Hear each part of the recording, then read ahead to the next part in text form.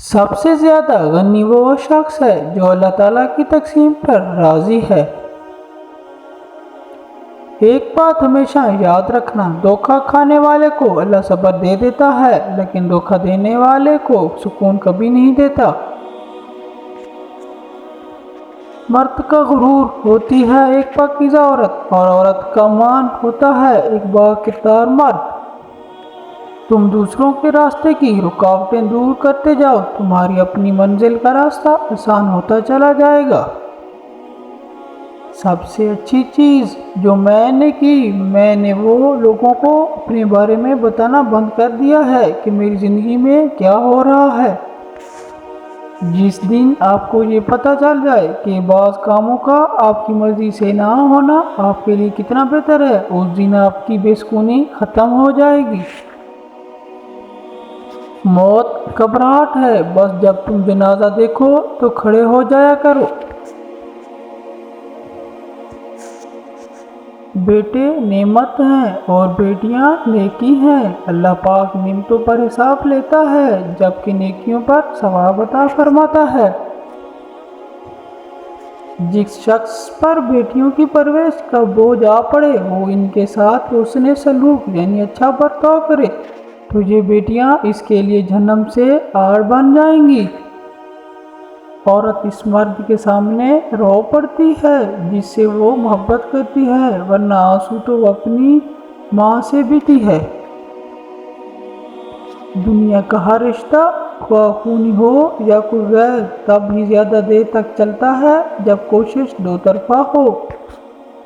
مرزا غالب کا ایک خوبصورت شعر ہے، ٹھکانہ قبر ہے عبادت کچھ تو کر غالب، روایت ہے کہ خالی ہاتھ کسی کے گھر جایا نہیں کرتے۔ خود کو اتنا مصروف لازمی رکھیں کہ آپ کے پاس منفی خیالات، نفرت، پچھتاوا اور ڈر و خوف وغیرہ کے لیے وقت نہ ہو۔ انسان کے آنسو اس وقت مقدس ہوتے ہیں جب وہ کسی اور کے دکھ اور تکلیف کو محسوس کر کے نکلے۔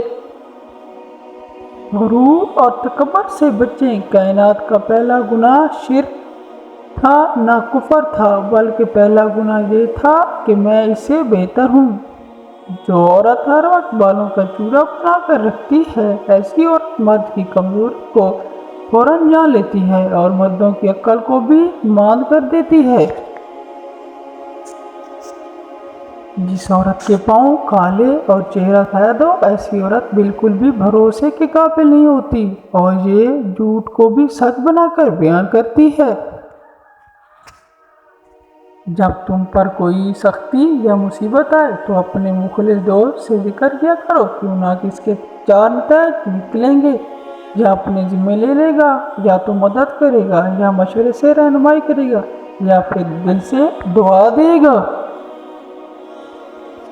عورت کا چپ کر جانا اس کے زار و کتار رونے سے کہیں زیادہ پر اثر ہے۔ اگر کسی کا ایک آنسو تمہاری وجہ سے گر گیا تو روز محشر تک اس کے قرض دار بن جاؤ گے۔ کبھی کبھی اتنی تکلیف ہوتی ہے کہ اللہ کے علاوہ کسی سے بات کرنے کا دل نہیں کرتا۔ محبت اور دوستی یہ دونوں چیزیں ہر طوفان کا سامنا کر سکتی ہیں، مگر ایک چیز ان دونوں کے ٹکڑے ٹکڑے کر سکتی ہے اور وہ ہے غلط فہمی۔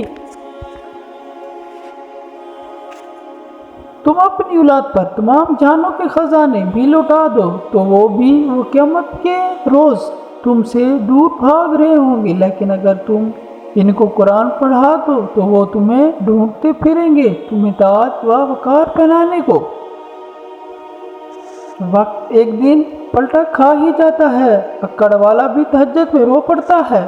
عورت چاہتی ہے کہ ایسے لفظوں کے بغیر سمجھا جائے، اس کی خاموشی کو محسوس کیا جائے، اس کی مطلب کی قدر کی جائے، اس کی آنکھوں کی نمی کو دیکھ کر اس کے دل کا حال چاہتی ہے کہ اس سے ایسی محبت کی جائے، کیوں نہ کہ یہ واجب المحبت ہونی چاہتی ہے۔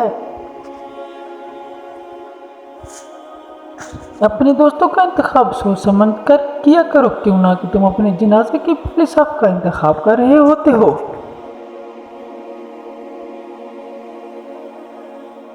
جس عورت کے ہونٹوں پر تل ہو تو سمجھ جاؤ ایسی عورت پیار اور محبت کی بھوکی ہوتی ہے۔ اگر کوئی سے 2 لفظ پیار کے بول بول دے تو وہ اس کی طرف ہی مائل ہو جاتی ہے۔ اگر کسی کو تکلیف میں دیکھ کر تمہیں تکلیف ہونے لگے تو سمجھ لینا تم اللہ کے بنائے ہوئے بہترین انسان ہو۔ خاندانی انسان نقصان اٹھانے کے باوجود وفادار رہتا ہے، لیکن منافق شخص ہمیشہ ذاتی فائدے کے لیے دھوکہ دیتا ہے۔ اعتبار کی قلت اور شک کی زیادتی رشتوں کی خوبصورتی کو ختم کر دیتی ہے۔ اللہ اپنے بندے کو آزمائش میں ضرور ڈالتا ہے، لیکن آزمائش میں تنہا نہیں چھوڑتا۔ زندگی میں کبھی بھی یہ خواہش مت کریں کہ جو آپ کی پیٹھ پیچھے لوگ بول رہے ہیں وہ آپ کو سنائی دے، کیونکہ اگر آپ نے وہ سب سن لیا تو اس دنیا میں آپ کو اپنا کوئی ایک بھی مخلص نہیں ملے گا۔ زیادہ سوچنا انسان کو ختم کر دیتا ہے، بس دعا کرو اور اللہ پر چھوڑ دو۔ دنیا میں 1000 رشتے بناؤ، لیکن ایک رشتہ ایسا بناؤ جب 1000 رشتے آپ کے خلاف ہوں تو وہ ایک اکیلا آپ کے ساتھ ہو۔ زندگی میں کبھی کبھی مایوسیاں اتنی بڑھ جاتی ہیں کہ اپنے گلے سے گزرتی سانسوں کا بوجھ بھی محسوس ہونے لگتا ہے۔ کسی بد مزاج اور کمزار کا احسان لینے سے بہتر ہے کہ انسان وقتی تکلیف برداشت کر لے۔